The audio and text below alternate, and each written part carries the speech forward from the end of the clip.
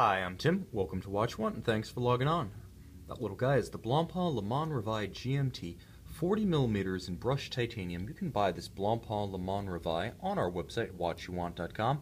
And if you like these videos, please subscribe to our YouTube channel, Watch You Want Inc. Now, this is a little giant of a watch, beautifully proportioned, 40mm in diameter across the round portion of the case, 13.5mm thick, but with a beautifully rounded and stepped bezel. This is an easy watch to wear. Now, my wrist is 6 1/3 inches, 16 centimeters in circumference.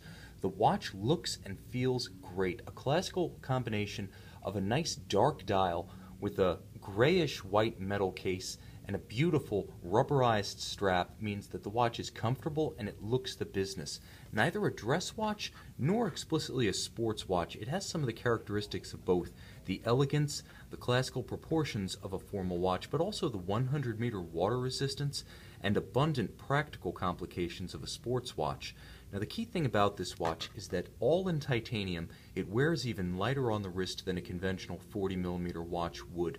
So titanium not only gives the watch a distinctive, almost gunmetal hue to it, but it also allows it to wear nice and wieldy on the wrist. This is an easy watch to wear in hot weather because of the wonderful double rubberized strap, stitched and rubberized on both sides, as well as the nice lightweight titanium case and a high-quality deployant clasp.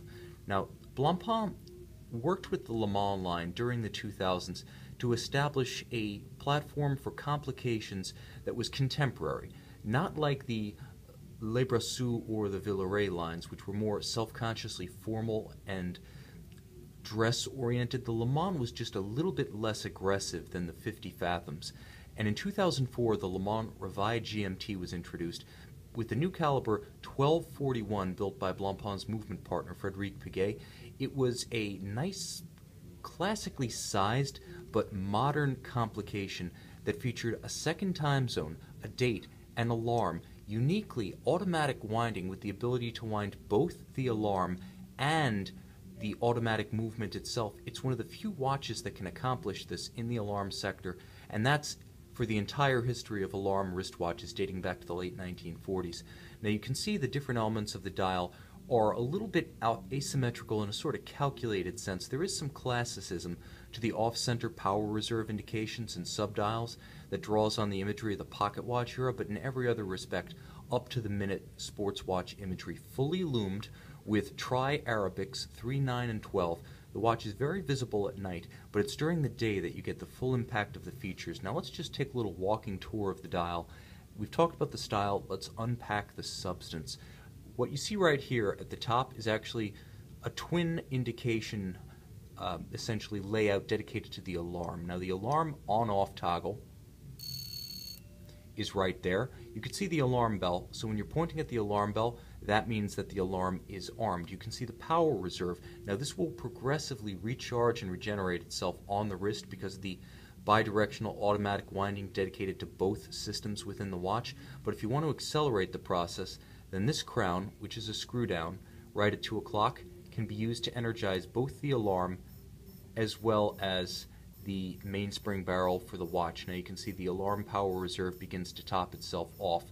And I suppose the idea is that you have a power reserve for the alarm because while there's a constant seconds indicator at 6 o'clock for the time-telling movement, without the power reserve, you never really know if an armed alarm is ready to go off. So that's the logic behind that feature right there. Now, you'll also notice that there's a second 12-hour subdial right here at 3 o'clock. Now, this is what you actually use to set the alarm. So once you have the crown pulled, you can set the alarm to go off at any point on the 12-hour face of the watch. So if you don't want the watch to go off, for instance, in the middle of the night when you have it energized, you just deactivate the alarm, reactivate it the next day if you want it to sound at noon. The other thing is that it is a dual-time watch, so while you have hours, minutes, and seconds with the hours and the minutes on the center dial, you also have a 24-hour subdial at 9 o'clock featuring that second reference time zone. Now, what you do is you take the watch and you activate the independent hour hand at center to set your local time and advance the date. Once you've synced up your secondary time zone, you then use this independent hour You'll see the date drives as I pass the 12 to synchronize your local time. Now it's important to note that all of the primary functions as well as the secondary functions of this watch are illumined. So once you learn what the individual dials are, each one of these hands, no matter how minute, does feature a bit of superluminova applied, so the entire watch face is visible at night. And beautifully visible on the case back, we got a peek at it earlier, is Blancpain's Frédéric Piguet built caliber 1241G. Now this is a gorgeous movement. All of the traditions of the valet de jeu design and finishing are beautifully blazoned on this movement. Now there are gorgeous Côte de Genève on the rotor itself.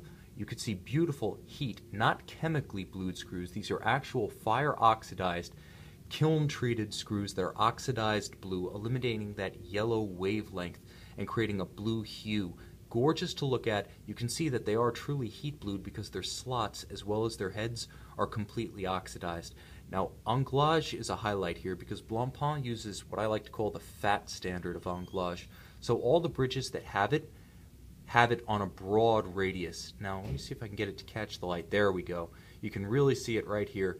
It's easy to see this kind of polished beveled edge without a loop because it is so large. It has such a surface area and a luster that it becomes self-evident without having to use any kind of magnification, and you can see it on the rotor as well there. Now there is a tight and gorgeous perlage about the base plate. This is a little tighter and smaller than a conventional perlage treatment, and I like that because it's distinctive of Frédéric Piguet. Frédéric Piguet, owned in the early 80s by Jean-Jacques Piguet, was a family firm that collaborated with Jean-Claude Biver in the revival of Blancpain, and they are truly a valet de jeu, Le Sentier-based, exceptional high horology firm in the tradition of something like a Jaeger-lecoultre or an Audemars Piguet, and they do finish their movements to that standard.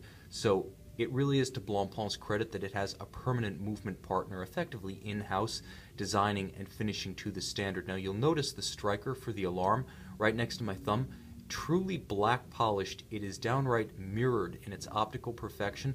There's a little bit of a fingerprint on the case back from my oogling earlier, but everything on the movement itself is immaculate, and that's almost a minute repeater touch of elegance on an alarm movement. So you get real refinement with this Blancpain. Automatic winding, it does have a 40-hour power reserve, so if this is your everyday watch, and let's face it, with the water resistance, the complications, the day-night visibility, and the beauty, front and rear, this could be your only watch with ease.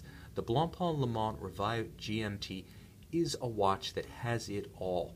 If it's your only watch, if it's your best watch, if you want it to complete your collection of complications or form the nucleus of a new collection, you cannot go wrong with this watch. Gorgeous, classical, and wearable with panache on any wrist.